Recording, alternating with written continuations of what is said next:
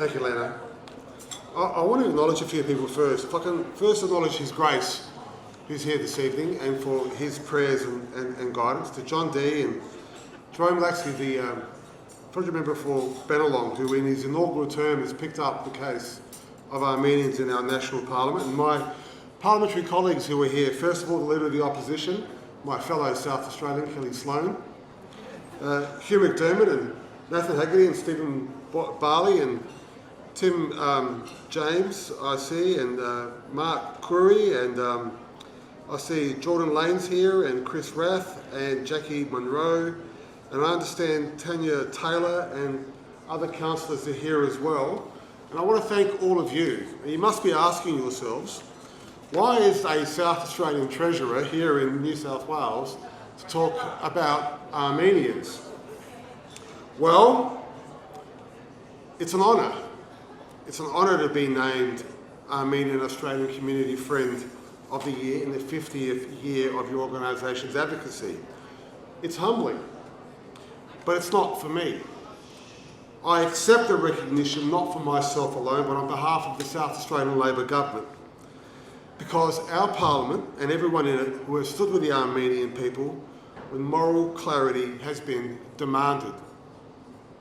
Tonight marks half a century of service, 50 years in which the ANC-AU has been a steadfast voice for more than 60,000 Armenian Australians. A voice for justice, a voice for truth, a voice that has never allowed the world's conscience to fall silent. I'm proud, profoundly proud, that South Australia has played a small part in this story. Because when the people of Artsakh were blockaded, starved, and ultimately expelled from their homeland, solely because of who they are, this Parliament, the South Australian Parliament, did not avert its eyes. We were one of the first in Australia to recognise Artsakh and the right of its people to self-determination. We reaffirmed that stance again on the second anniversary of their forced displacement, because of what happened was not a diplomatic settlement, not a negotiated peace, but an ethnic cleansing carried out in plain sight in front of the entire world. As an Australian of Greek heritage, I feel deeply the bond between our communities. Cultures of ancient faith and civilization, but also of trauma. Armenians and Greeks have walked parallel paths.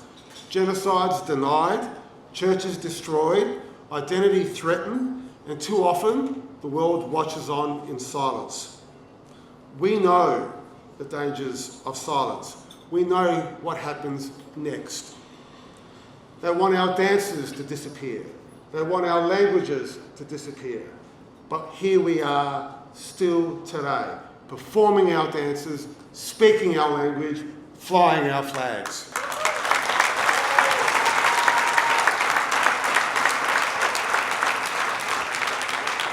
So when Azerbaijan continues to imprison the democratically elected leadership of Artsakh, we have to speak.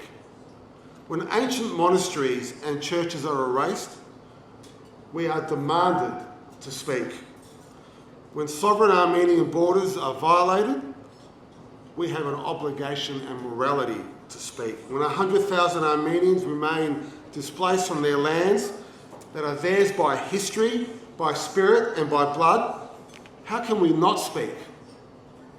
Because justice does not end with survival. Justice is the right of return with dignity, security and protection under international law. My commitment, the commitment of the South Australian Labor government, is that simple. We stand with Armenia. We will stand with the Armenian community here in Australia. We will stand against any attempt to repeat the darkest chapters of history. Tonight, though, is also about something hopeful. It's about resilience, about the Armenian people. A community that has not only endured but flourished. A culture rich in art, in faith, in intellect, compassion, business, entrepreneurship. And I understand also that you hold this event in Sydney and Melbourne. Well, Elena, who is head of the chapter in South Australia, the South Australian Labor government commits $20,000 for you to hold this event in South Australia to raise money for the causes towards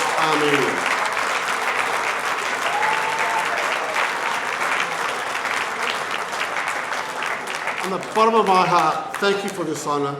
Thank you for your courage. Thank you for reminding every Australian that the measure of a nation is not how strongly it defends those... Thank you for your courage, and thank you for reminding every Australian that the measure of a nation is how strongly it defends those whose rights are under threat. May the next 50 years be defined not by struggle, but by peace, rightful return, and the enduring strength of the Armenian people.